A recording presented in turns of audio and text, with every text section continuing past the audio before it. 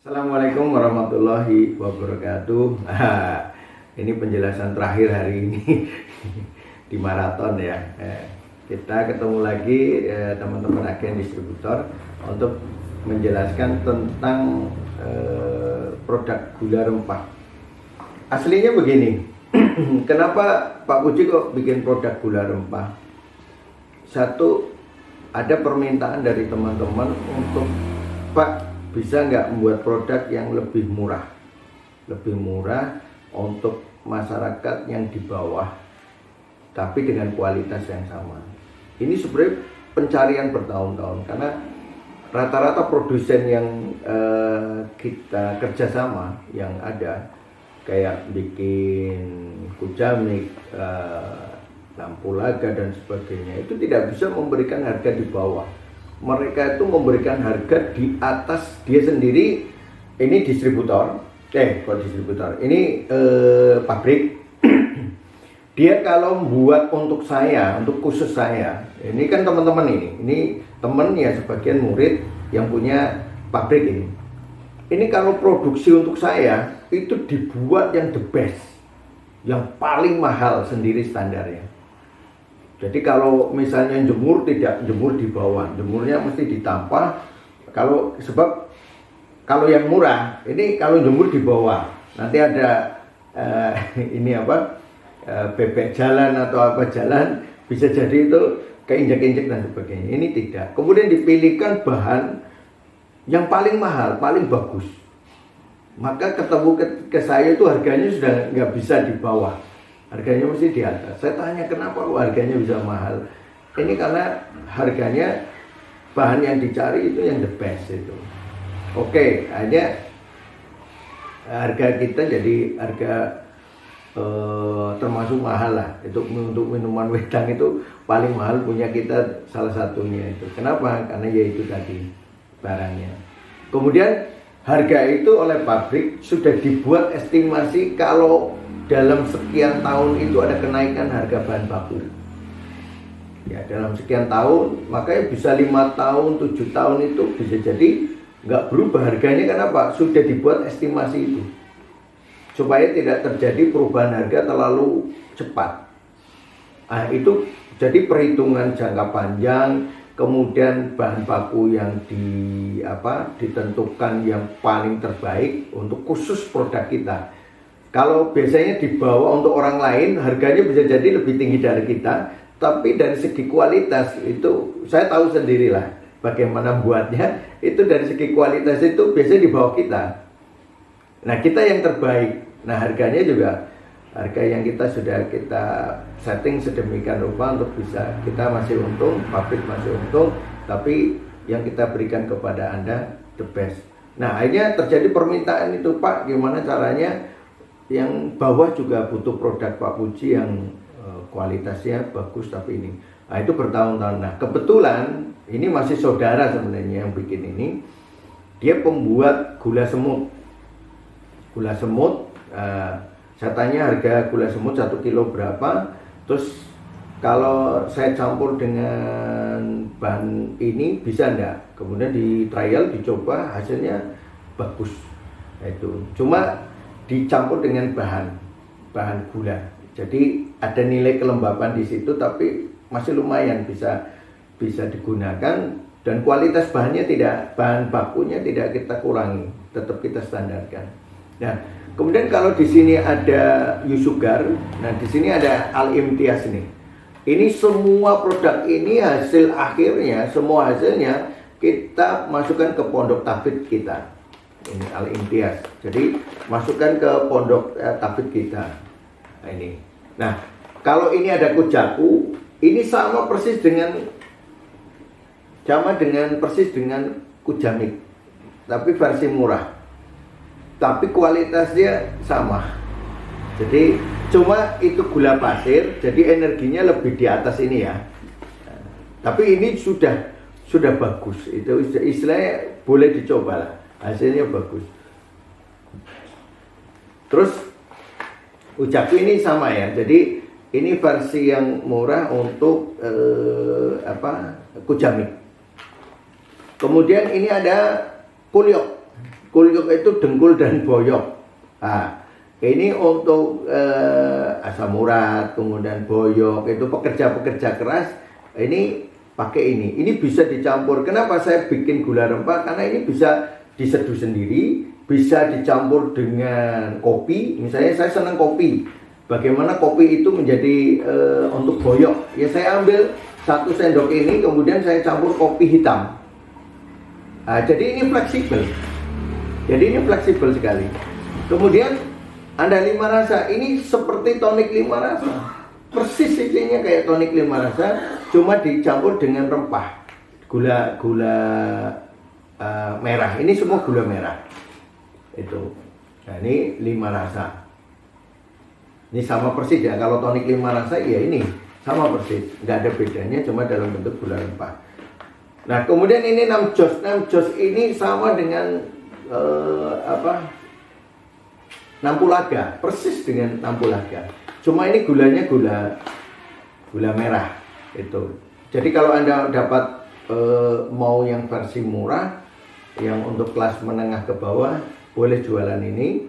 Memang untungnya tidak seberapa besar, tapi memang kita pangsa pasarnya untuk mereka supaya mereka dapat kualitas yang bagus tapi dari produk yang murah. Kalau saya tidak bentuk gula rempah ini, saya sulit untuk menjual di bawah itu karena ini saudara sendiri, kita berhitung ya kita ambil sedikit lah gitu untuk kepentingan teman-teman yang di bawah. Nah, kemudian ini ada cenmuju. Cenmuju itu sama dengan huangki. Jadi kalau ada versi huangki, versi gula rempah ini, maka ini bisa dicampur teh, bisa dicampur kopi. Ini juga 5 rasa, bisa campur kopi, bisa campur susu, itu bisa. Jadi kenapa bentuk minuman? Karena fleksibel. Ini mau diseduh sendiri atau dibentuk sebagai gulanya untuk minuman. Terus ada lagi satu, namanya gula dandang gendis. Itu spesialis menggunakan gula aren.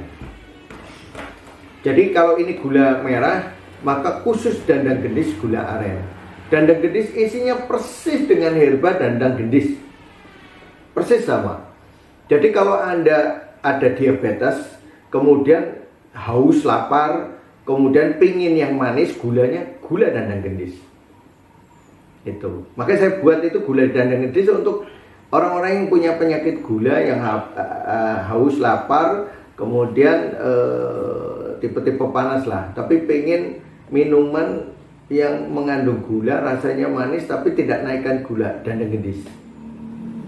Tapi kalau tipe dingin, kedinginan, tidak nafsu makan, gulanya tinggi, kemudian rematik, lidahnya pucat, 6 jos, cenmuju bisa dipakai, 5 rasa bisa dipakai. Gitu. Jadi sudah kita sediakan sebenarnya. Cuma biasanya ini omsetnya tidak terlalu tinggi. Kenapa? Satu, banyak teman-teman tidak kenal ini gula rempah, tidak kenal. Yang kedua, tidak tahu isinya apa. Tidak kenal karena tidak tahu isinya apa. Terus yang kedua, karena untungnya kecil. Padahal, ini teman-teman kalau pengen tahu ya, kayak 6 jos, dandang gendis, 5 rasa, cenmuju, ini adalah kasus yang paling banyak di lapangan dan paling banyak terkena pada masyarakat kelas bawah. Tapi mereka butuh harga yang terjangkau. Ini kalau Anda paham, ini pasarnya saya buat itu bukan pasar orang kantor sebenarnya. Ini pasarnya adalah pasar di pasar. Jadi kalau Anda masuk ke pasar, itu orang pegelinu banyak sekali. Orang sesek napas banyak sekali. Orang kecapean yang butuh cenmuju banyak sekali. Orang yang butuh kulyok, dengkul boyok banyak sekali. Itu orang yang stres kemudian rematik butuh 6 jos banyak sekali. Yang sesek napas butuh tonik 5 rasa banyak sekali. Kalau Anda menguasai satu pasar saja, ini harga 35, kalau sampai luar Jawa sekitar jadi harga 50 atau 40 lah. Itu ketika Anda menguasai satu pasar, itu bisa menjual 1.000 dengan untung 5.000, itu sudah 5 juta. 1.000 itu kecil kalau Anda masuk pasar. Pasar yang besar, karena butuhannya mereka mesti akan membutuhkan ini harian. atau mingguan paling tidak. Ini saya buat pasarnya emang di situ. Atau Anda ke bangunan, atau Anda yang di luar Jawa, Anda yang di kelapa sawit itu. Yang di kelapa sawit, Anda kasih 6 jos saja. Sama kulyok 2 ini. Di sana untuk nyeduh bikin kopi, ini itu pegelinunya hilang. Itu Anda menguasai satu sawit, ada 1000 orang, itu sudah duit itu. Cuma ini belum ada yang memasarkan model kayak gitu. Padahal memang saya buat, saya desain ini untuk dipasarkan di kelas yang menengah ke bawah, terutama orang bawah. Dan ini sangat terjangkau. Masuk satu pasar, misalnya ada di kota Anda ada 2 pasar atau 3 pasar, masuk aja semuanya di situ. Akan dikenal, kemudian rasanya enak, praktis, kemudian harganya murah, hasilnya maksimal. Itu akan dicari di mana-mana. Nah, ini untuk mendongkrak omset. Apalagi kalau ini yang masuk ke pondok, ini pondok tahfidz ya. Anda menghidupi pondok tahfidz, menghidupi orang yang menghafal Quran. Wah, itu sodakohnya luar biasa. Anda memasarkan sebagai ujung tombak supaya produk ini dari pondok tahfidz itu bisa menghidupi. Karena target kita jangan sampai ustadz-ustadznya itu kekurangan uang sehingga ketika dia mau ngajar itu dia berpikir 2, satu ngajar, satu nyari uang. Jangan sampai dia fokusnya ngajar dengan maksimal. Nah, tugas kita adalah mencari untuk maisha mereka, untuk gaji mereka itu supaya cukup, paling tidak standar dengan perusahaan. Jangan sampai kita punya pondok, nanti mereka cuma digaji 500.000, digaji 100.000, padahal punya anak istri, itu tidak sehat. Jangan seperti itu. Kalau bisa setara, minimal mereka dapat UMR minimal. UMR itu sekarang 1,9, itu minimal kalau memungkinkan, dan kita mengejar target ke situ. Karena apa? Supaya mereka ngajarnya optimal, murid banyak tidak apa-apa, tapi hasilnya jadi optimal juga. Jadi perhatian mereka kepada murid akan jadi lebih tinggi. Itu seperti itu. Ini impian kita, dan kita sudah berjalan. Pondok itu sudah berjalan berapa tahun? Itu hampir 7 tahun. Sekarang sudah punya asrama sendiri, masjid sendiri, asramanya sampai lantai 2. Alhamdulillah, ini semakin kita kembangkan. Target kita ke depan untuk bikin kelas khusus untuk persiapan dia sekolah kedokteran. Itu kayak gitu. Nah, ini butuh dana yang sangat banyak. Impian kita tiga generasi ke depan adalah kita menguasai kedokteran Islam lagi menjadi berjaya. Itu tugas kita. Jadi Anda jangan melihat kita hanya jualan saja, tidak punya masa depan. Masa depan itu di generasi ketiga. Itu seperti Al-Fatih, itu dididik mulai dipersiapkan dari kakeknya, maka generasi ketiga Al-Fatihnya. Target saya generasi ketiga, berarti cucu saya, cucu teman-teman semua, itu yang nanti menghidupkan kedokteran Islam, dan itu menjadi kedokteran yang kembali menguasai seluruh dunia. Itu targetnya itu. Jadi mereka dikasih ilmu ini, kemudian disiapkan untuk sekolah kedokteran, sehingga kedokteran barat dan timur jadikan satu, kembali lagi kepada syariat, kemudian digunakan seluas-luasnya untuk kepentingan agama Islam. Insya Allah itu. Jadi ini produk ini adalah bagus sekali, pasarnya itu. Cuma hari ini pemasarannya jarang yang ada di situ. Kalau Anda berada di pelosok di desa-desa, inilah pasar Anda, itu luar biasa. Atau Anda pasiennya tidak banyak dan terapinya ini, Anda masuklah ke pasar, jual ini aja, nggak usah yang mahal-mahal. Kalau itu kelas untuk orang kantor, orang-orang kota dan sebagainya yang punya duit. Yang tidak punya duit ini hasilnya bagus, kualitasnya udah standar bagus. Kalau yang gula dandang gendis itu untuk umum, mau kelas atas, kelas bawah. Kalau pengen bikin kopi untuk nurunkan gula juga, bikin teh nurunkan gula, pakai gulanya dandang gendis. Untuk tipe ekses ya, panas ya. Kalau tipe defisiensi pakai 6 jos bisa, pakai 5 rasa cemuju juga bisa. Insya Allah itu yang bisa saya jelaskan. Mudah-mudahan Anda paham produk ini dan Anda bisa memasarkan dengan baik. Karena ini gula rempah itu masa depannya bagus dan memang dibuat untuk kelas di pasar, pekerja proyek, itu pokoknya yang fisiknya berat-berat, kondisi keuangannya juga tidak terlalu besar, tapi dia butuh produk yang baik ini. Target kita sudah bicarakan dengan tim produksi, ini akan disaset kayak rentengan, rencananya rentengan, mungkin jadi agak lebih mahal sedikit karena butuh renteng dan nanti ada berapa yang harus kita. Jadi kita jual rentengan, satu saset untuk 1 kali minum, dan itu lebih elegan lah, lebih elegan. Tapi kalau mau murah hari ini yang ini aja sudah cukup sebenarnya. Itu kalau itu agak karena costnya naik ketika sudah dibuat satu sasetan, cuma lebih elegan, lebih bagus lagi sebenarnya, hanya kemasan saja. Tapi kalau Anda punya jiwa marketing, ini sudah cukup untuk bisa Anda jual dan hasilnya akan bisa Anda rasakan. Target aja 1.000 per hari. Kalau Anda bisa jual 1.000, itu bisa saya katakan Anda bisa untung 5 juta.